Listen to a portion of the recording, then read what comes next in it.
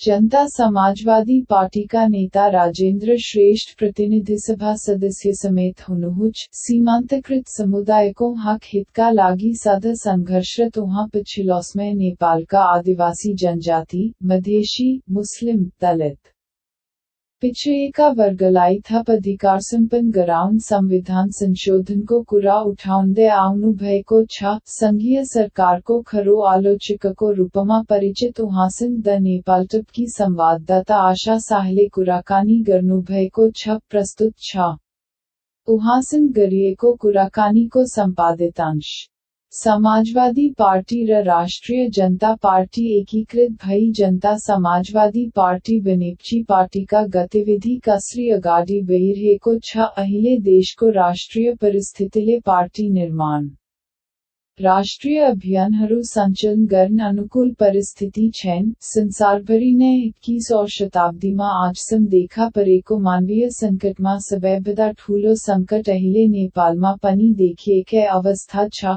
समुदायमा कोरोना फैलिसकेको देशहरूमा नेपाल पनि परिसकेको छ। यो अवस्थामा बाहिर खुलेआम कार्यक्रम गर्न अलि अप्ठ्यारो अवस्था भएको हुँदा पार्टीको आन्तरिक र व्यवस्थापनको कामहरूमा हामी लागेका छौं। यस हिसाबले अहिले हामीले समायोजन निर्देशिका पार्टी एकीकरणपछि केन्द्रीय तहमा कार्यकारिणी समिति मात्र समायोजन भएको छ। त्यसबाहेकका केन्द्रीय समिति लगायतको समायोजन बाँकी नै छ। कोरोनाको कारणले गर्दा ठूला भेला बाहिर जाने वातावरण नभएको हुँदा साथीहरूले अहिले वडा समायोजन सुरु गरिरहनु भएको छ। लखनपुरमा वडा स्तरीय समायोजन भयो। 20-25 वटा समायोजन भइसकेको छ। कन्काई नगरपालिका लगायत 2-3 वटा नगरपालिका गाउँपालिकामा पनि समायोजनका कार्यक्रमहरू भइसकेका छन्। त्यसैले हुम्ला,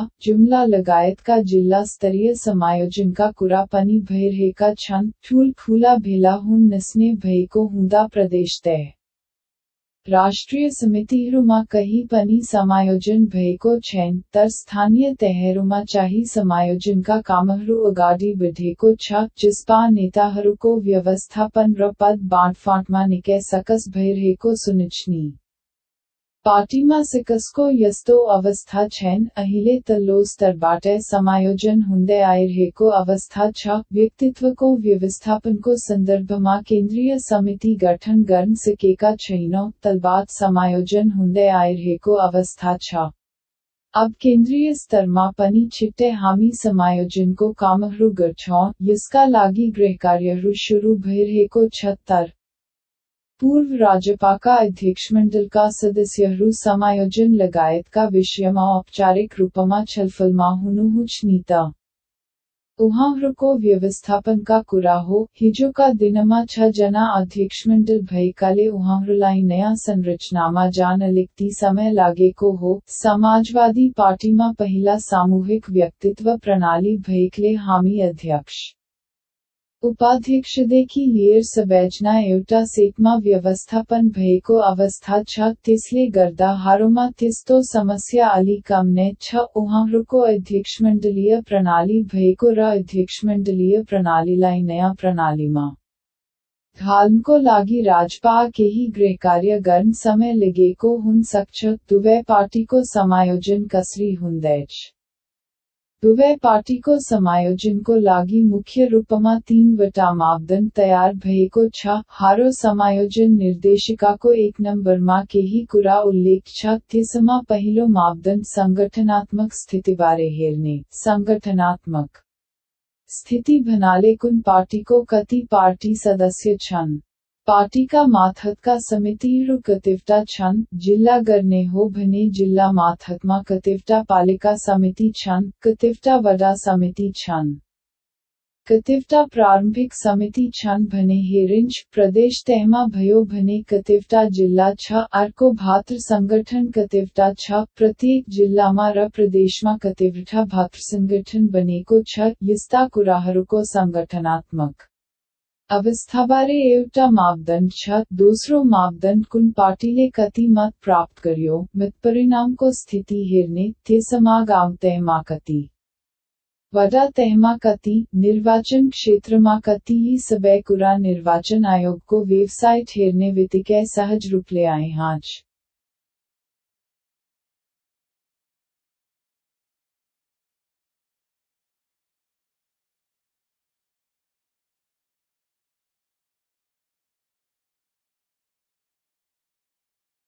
तेस्रो मापदंड नेतृत्व दावी गर्दा नेतृत्व गर्ने व्यक्तिको प्रभावकारिता उसको वरिष्ठता उसको योग्यता क्षमता र उसको क्रियाशीलतालाई हेरिन्छ। यसैले संगठनात्मक स्थिति निर्वाचनको परिणाम र नेतृत्व गर्ने व्यक्तिको क्षमता हेर्ने ती तीनवटा मापदण्ड नै मुख्य हो। जिस्पाको केन्द्रीयमा कतिवटा संरचना निर्माण हुँदैछ, कुन होला। जिस्पा केन्द्रीय तहमा सबैभन्दा माथि महाधिवेशन हुने भयो। महाधिवेशनपछि संघीय परिषदको होछ, त्यसपछि केन्द्रीय समिति होछ। केन्द्रीय समितिको समानान्तर समतलीय संगठनको रूपमा अरू 5वटा होछ। त्यो 5वटा भएको एउटा केन्द्रीय सल्लाहकार समिति, केन्द्रीय विज्ञ परिषद, केन्द्रीय अनुशासन आयोग, केन्द्रीय निर्वाचन आयोग र 5औं केन्द्रीय लेखा परीक्षण आयोग। यसरी 5वटा समतलीय संगठन हुछन्। अहिले यिनै केन्द्रीय संरचना हो। पद बाँडफाँडको सकस अहिले नै यस्तो छ भने जिस्पाको एकीकरण भविष्यमा लामो समयसम्म रहिरहन्छ भनेकै आधार छ। मुख्य कुरा वैचारिक राजनीतिक आधारमा हुने हो। नीति सिद्धान्त र विचारमा एकरूपता भएछ भने त्यो व्यवस्था टिक्छ। स्वार्थको लागि मात्रै गठबन्धन भयो भने कुनै पनि एकता टिक्दैन। वैचारिक सैद्धान्तिक कुरा मिल्दा पनि संगठनात्मक व्यवस्थापन नहुँदा कहिलेकाहीँ नेपाली कांग्रेस टुक्रियो। कांग्रेस र प्रजातान्त्रिक कांग्रेस भनेर सिद्धान्त नमिले होइन, संगठनात्मक व्यवस्थाका कारण टुक्रिएको हो। एक समय नेपाल कम्युनिस्ट पार्टी 22 टुक्रा भयो। अहिले पनि नेपाल कम्युनिस्ट 8-10 टुक्रा भन्दा कम छैन। मुख्य रूपमा नीति सिद्धान्त र विचार मिल्दा एकता टिक्छ र संगठनात्मक व्यवस्था पनि ठीक ढङ्गले हुन सक्यो भने कुनै पनि पार्टीको एकता दिगो होछ। यो दिगो एकताका लागि हाम्रा आधारहरू सबै मिलेकै छ। जस्तै सिद्धान्तमा हामीले समुन्नत संघीय समाजवाद, समुन्नत संघीय समाजवादको व्याख्या भनेको चाहिँ समुन्नत संघीय शासन प्रणाली भएको समाजवाद भनिएको हो। किन्त समुन्नत शासन प्रणाली अहिलेको नेपालको जुन प्रशासनिक संघीयता 7 प्रदेशमा छन्, त्यो प्रशासनिक संघीयतालाई पहिचानमा आधारित संघीयता जाने। पहिचानमा आधारित संघीयता संरचना भनेको गत संविधान सभाले तयार गरेको 14 प्रदेश थियो। अर्को 10 प्रदेश थियो। यस हिसाबले पहिचानमा आधारित संघीय संरचना जुन बनेको छ, त्यसमा जाने कुरा भनेको के हो भने समुन्नत संघीय शासन, प्रशासनिक संघीयताबाट पहिचान सहितको संघीयता जाने। यसरी गएपछि नेपालको सन्दर्भमा नेपाली विशेषताको समाजवाद अपनाउने अर्थात् संघीय शासन प्रणाली भएको नेपाली विशेषताको समाजवाद हो। नेपाली विशेषताको समाजवाद के हो? यो कम्युनिस्ट र कांग्रेसको समाजवाद जस्तो समावेशिता नभएको, समानुपातिकता नभएको, संघीयतालाई उठे भक्ति मात्र गर्ने होइन, वास्तविक रूपमै संघीयता समावेशिता र समानुपातिक भएको व्यवस्था हो। र हामीले समाजवादलाई अपनाउनुको मुख्य कारण पनि देशमा भएको विपन्न, गरिबी, असहायहरूका लागि सामाजिक सुरक्षा प्रदान गर्ने र सुशासन प्रदान गर्ने हिसाबले हामीले समाजवाद अपनाउन लागेका हो। र हामीले भनेको समाजवाद चाहिँ कम्युनिस्ट पार्टीले भनेको जस्तो वर्गीय मुक्ति मात्रै नबिकन एउटा उत्तेजित राष्ट्रियताहरू सबैको निम्ति वर्गीय, जातीय, क्षेत्रीय, लिङ्गीय सबै खालको विभेद मुक्ति गर्ने समाजवादको दिशामा हामी जान चाहेका छौं। कांग्रेसले जस्तो मुखले समाजवाद भने अनि नव उदाहरणवादी अर्थतन्त्र अपनाउने काम पनि हामी गर्दैनौं, र कम्युनिस्टले जस्तो राज्य नियन्त्रित समाजवादको मोडलमा पनि हामी जाँदैनौं।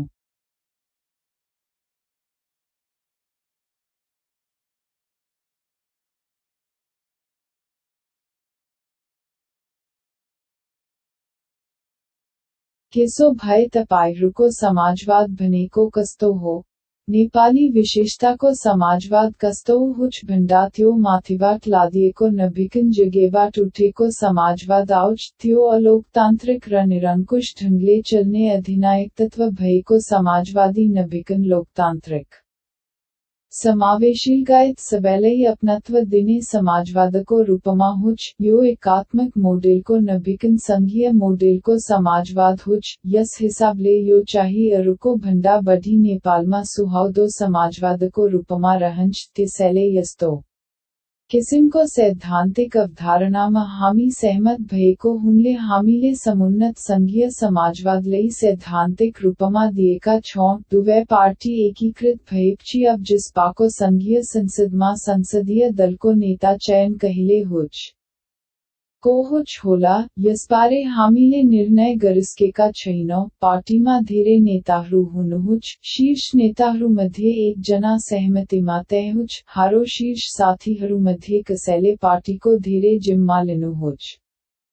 कसैले संसदको लिनुहुन्छ। कसैले राष्ट्रिय अन्तर्राष्ट्रिय संघ समन्वयको जिम्मा लिनुहुन्छ। पार्टीको जिम्मेवारी बाँडफाँड हुने बित्तिकै हामी यो कुरा टुङ्गाउँछौं। प्रदेश 2 को सरकारप्रति पनि कुरा उठिरहेको छ।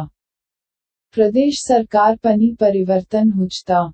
अहिले प्रदेश सरकार परिवर्तनको कुनै गुन्जाइस नै छैन। हामीले त्यो आवश्यक ठानेका पनि छैनौं। पार्टीका नेताहरू बस्नुहुन्छ। उहाँहरूले संसदीय दलको नेता चयन गर्नुहुन्छ। संसदीय दलको नेतृत्व जो हुन्छ उसैले नेतृत्व गर्ने परम्परा छ र त्यसअनुसार अहिले जो मुख्यमन्त्री हुनुहुन्छ उहाँले नै सरकारको नेतृत्व गर्ने स्थिति बन्छ। कोरोना महामारी नियन्त्रणका क्रममा संघीय सरकारको भूमिका कस्तो देख्नुहुन्छ।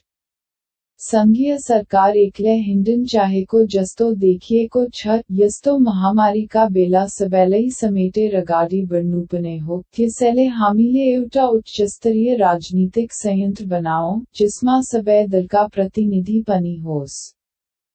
विशेषज्ञहरू होस्। त्यसले व्यवस्थापनको काम अनुगमनको कामहरू राम्रो नीतिबाट गर्न पनि सकेछ। यसले गर्दा मुलुक एकजुट भए जाने स्थिति बन्छ भनेका थियो तर उहाँहरू त्यसरी अगाडि बढ्नु भएन। उहाँहरूले एकपक्षीय रूपमा अगाडि बढा तपाईँ हामी सबैले देखेका छौं। न व्यवस्थापन राम्रो छ न त्यसका लागि आवश्यक सामग्री जुटाउन सकिएको छ। भ्रष्टाचार भयो तर उहाँहरूले त्यसमा छानबिन गर्न आवश्यक समेत ठानु भएन। एउटा चरम भ्रष्टाचारको नमुना हो भन्ने कुरा सबैले देखिसकेको अवस्था छ। स्वास्थ्यकर्मीहरूलाई आवश्यक स्वास्थ्य सामग्री व्यवस्थापन पनि गर्न सकेको छैन। स्वास्थ्य बीमालाई पनि ठीक ढंगले अगाडि बढाउन सकेको छैन। प्रति व्यक्ति 50 लाखको स्वास्थ्य बीमा गरियोस् भन्ने कुरा हामीले गरेका थियो त्यो पनि गर्न सकिया छैन। दुवै प्रकरण लज्जास्पद अवस्था छ। आज नेपाल आउँदा 10 दिनको लागि होटल बुक गर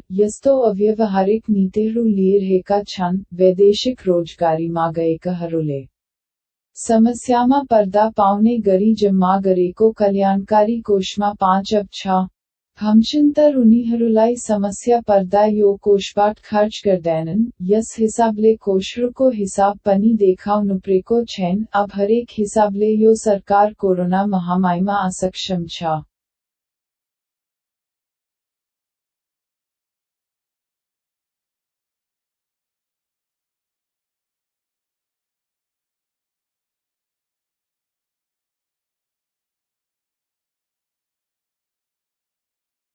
सरकारलाई कोरोना महामारीतर्फ ध्यान छैन बरु हतियार खरिदमा ध्यान गएको छ। अहिले नेपालले कुन मुलुकसँग युद्ध लड्नु परेको छ त?